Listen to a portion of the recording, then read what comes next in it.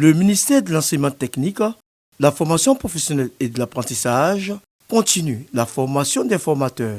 30 agents de ce ministère viennent d'être cooptés pour une formation en Inde. C'est vraiment un moyen pour nous d'être formés, même si nous avons déjà des bases élémentaires au niveau de l'anglais, nous pratiquons déjà, mais nous avons aussi besoin de nouvelles technologies et de nouvelles approches pour pouvoir apprendre ce qui est nouveau et nécessaire à nos apprenants. C'est une aubaine pour nous d'aller apprendre ailleurs et même de faire des échanges de culture et tout. Toute une joie pour nous de bénéficier de cette bourse-là qui va nous permettre de renforcer nos capacités, nos habiletés, nos aptitudes, à pouvoir dispenser les cours d'anglais. Et nous disons merci à Monsieur le ministre pour cette initiative, pour cette opportunité qui nous est offerte d'effectuer ce voyage en Inde. Une formation qui découle de la bonne coopération entre l'Inde et la Côte d'Ivoire. Ces programmes de formation qui octroient des bourses à des étudiants et professionnels, fonctionnaires ivoiriens a débuté depuis 1964. Et donc c'est un programme qui va continuer, il n'y a pas de date de fin. Pour nous, l'anglais est extrêmement important parce que vous voyez, nous avons visité tous les laboratoires il y a quelques jours. Les notices sont en anglais et quelquefois les manuels de formation sont aussi en langue anglaise. Comment les jeunes qui sont dans notre secteur pourront étudier dans de bonnes conditions? Il faut qu'il y ait des enseignants capables d'expliquer, de les former dans cette langue qui est une langue qui permettra aujourd'hui à nos apprenants qui sont nantis de compétences de pouvoir aussi faire le tour du monde. Ces 30 agents du ministère de l'enseignement technique et de la formation professionnelle seront formés pendant un mois en Inde.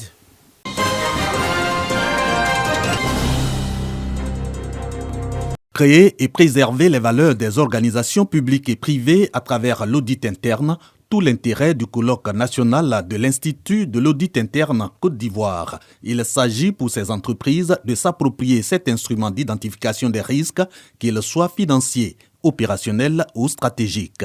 L'audit interne se positionne comme la solution pour prévenir d'éventuels dommages selon les experts, mais pas que. Cet outil propose des recommandations pour l'optimisation du processus interne. L'audit interne est important pour les organisations d'une manière générale parce qu'elle permet justement de créer de la valeur, d'anticiper sur un certain nombre de problèmes, sur les risques auxquels toute organisation est confrontée et de trouver les moyens de mitiger ces risques-là. Faire en sorte que dans toute l'administration, il y ait des structures d'audit pour que le fonctionnement de nos administrations soit la plus efficiente possible. L'objectif de cette union, c'est dans un premier temps de fédérer les associations nationales de l'audit interne et en plus d'aider à la promotion de ce métier au sein de notre union et surtout d'accompagner les administrations publiques. Ce rendez-vous invite au renforcement de la résilience des services et à la protection des intérêts des organisations. Mission de l'Institut de l'audit interne, s'assurer entre autres du respect des objectifs déterminés par le management des entreprises. Bonne nouvelle pour le village de Zouzousso 1, dans le département de Biankoma. Ce village aura très bientôt son centre incubateur.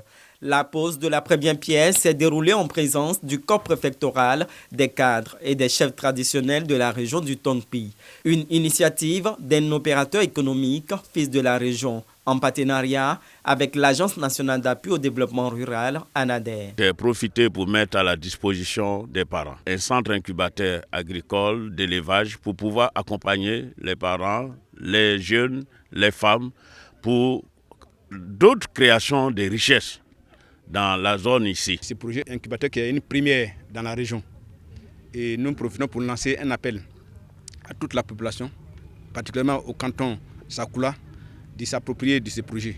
Pour le sous-préfet de Biankoma, cette initiative vient apporter une solution pour tous les jeunes du Tongpi. Ce projet va permettre à la jeunesse, toutes tendances confondues, de pouvoir s'auto-financer, de pouvoir s'auto-prendre en charge.